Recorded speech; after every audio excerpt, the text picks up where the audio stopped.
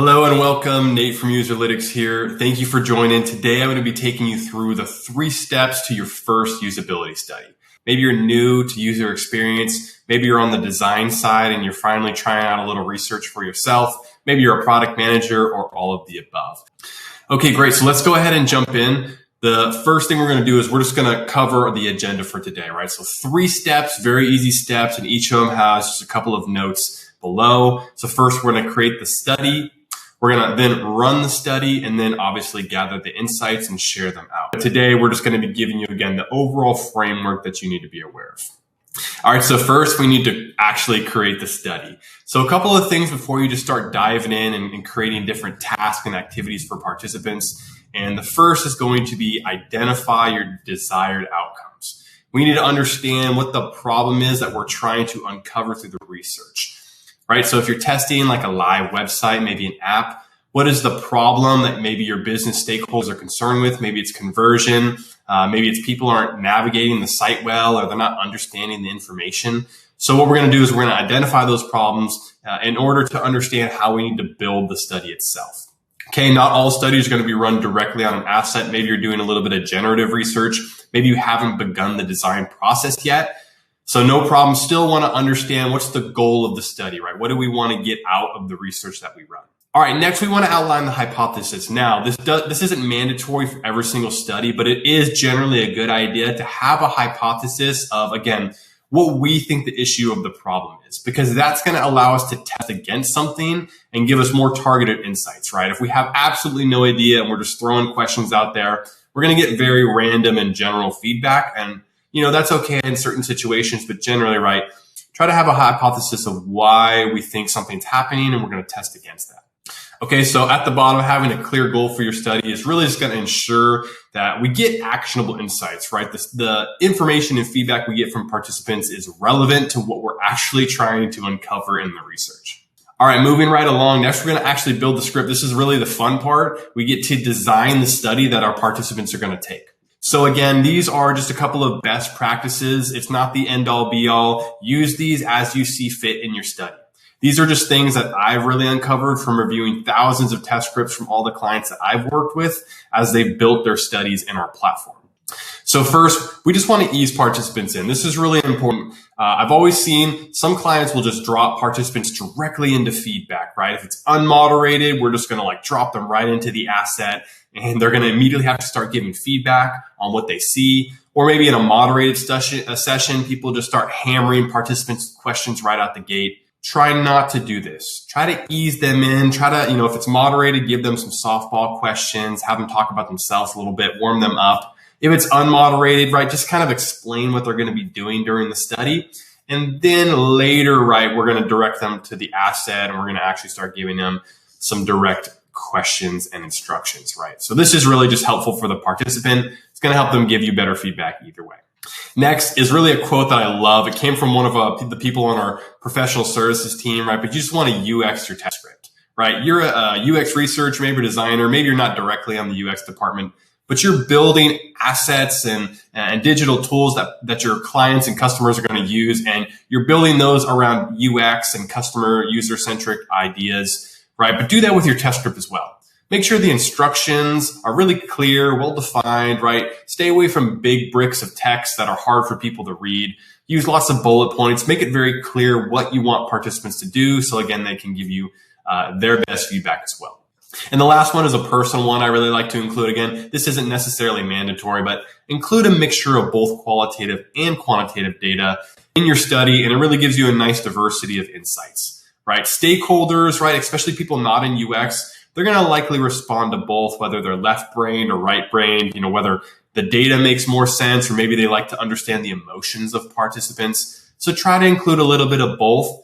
If you're going to do this, it's really helpful to have a user research tool like Userlytics that can actually handle having both of these in the same study. And then you don't have to do a lot of the quantitative stuff on your side, on your own side externally. It'll all just be in the platform. So a good suggestion there. Okay, by setting up your participants for success, right, it's just going to allow you to get better insights, right? So give them this, a good roadmap for what they're going to be doing, make it very easy and clear for them so they can be successful.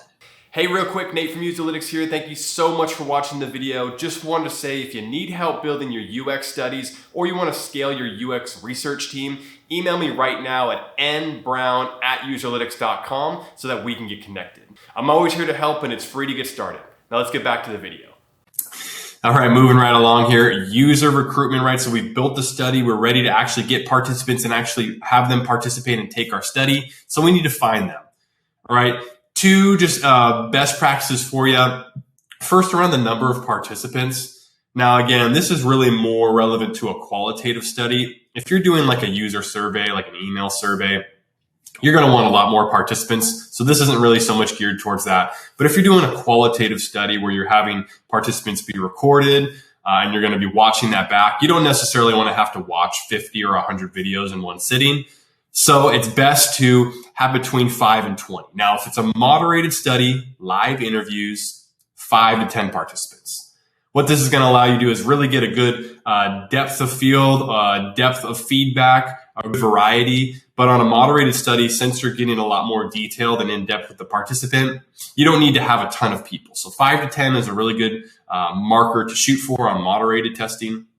Unmoderated testing, you can do a little bit more, right? Because it's going to be a little less expensive. You can get the feedback a little faster. Usually 10 to 20 is going to be a really good set marker for you because that's going to give you, again, a really good field of feedback from participants. Notice that after 20 participants in a study, the amount of new information or feedback that you're going to get is going to start to diminish pretty significantly. So like up to 20 participants is going to give you a really good range of feedback. And after that, it's not necessarily a waste of money, but you don't necessarily need that much more because people are already giving you a lot. And again, do you really want to watch 50 videos? Okay, on to the next one, match target audience, right? So generally we want participants that are in our general field of study. We don't necessarily want random participants, Gen Pop, unless we're specifically looking for that. In your screening criteria, again, it's helpful to have a tool like Userlytics where you can build in screening criteria when you're actually recruiting,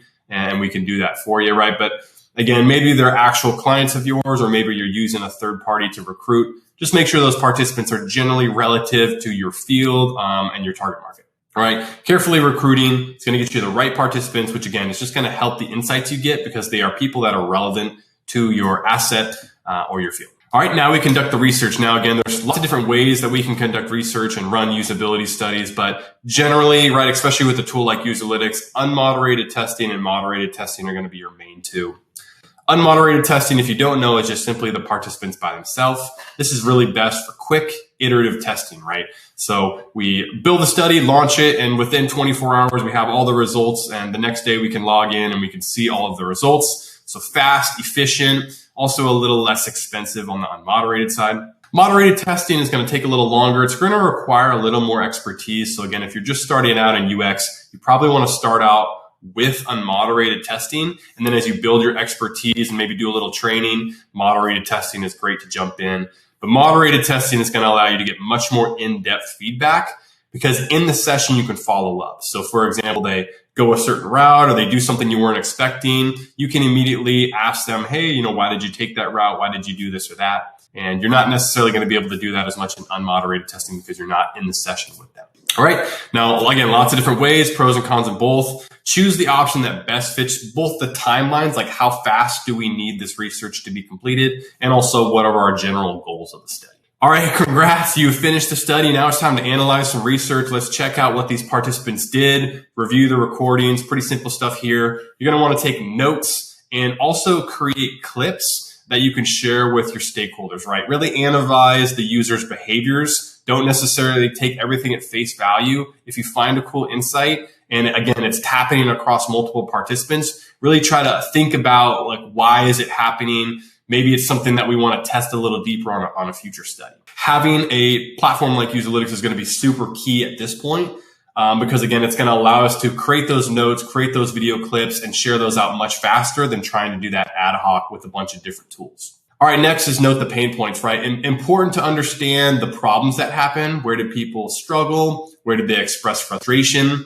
This is going to allow you to understand what needs to be improved. But you also want to see like where participants were really successful, where things went really well. Because equally important as knowing what went wrong is what we need to not change, right? Because if something is working, maybe we only make slight iterations, or maybe we can just focus on other areas. And then again, if something wrong is happening, we want to understand that more, and that's where we're going to really improve the user experience. All right, share with your stakeholders, create a presentation, right? And this is important for, especially with non-UX personnel, right? Maybe you're sharing this with a business stakeholder, maybe a CEO, maybe some director, right? And you're running some research for them. Create a presentation that's going to be easy for them to understand, right? Summarize those key findings and so that they don't have to make those themselves. If you give someone a report that's a bunch of really dense UX topics and terms and data, they're likely not going to understand. And then that research you ran is really not going to make as much of an impact on them. Also, you really want to share your recommendations. This is where you as a UX researcher really get a shine, right? So you ran all the studies, we found all the problems. What do you actually suggest that we do based on the insights that you found? So share some recommendations, identify those. This is, again, where you as a researcher are really most valuable, is going to be able to share those recommendations as what you would encourage the team do next based on what you found. All right. Again, last thing I can say here is just try to make it easy for your stakeholders to understand what happened in the study instead of just giving them a bunch of stuff that they're not going to understand.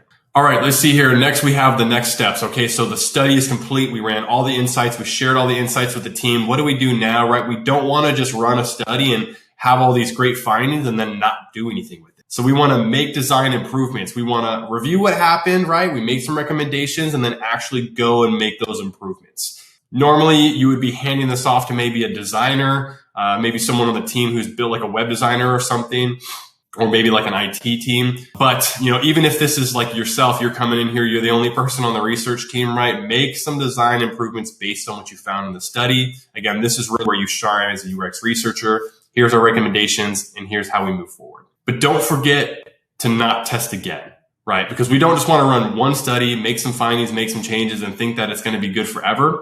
UX is something that is always changing as markets change, as our customers change, as expectations change, technology changes. So we want to generally test often, even if in smaller formats, just so we're making sure that things are still working or that the improvements that we made are actually improvements, right? So really important to test again.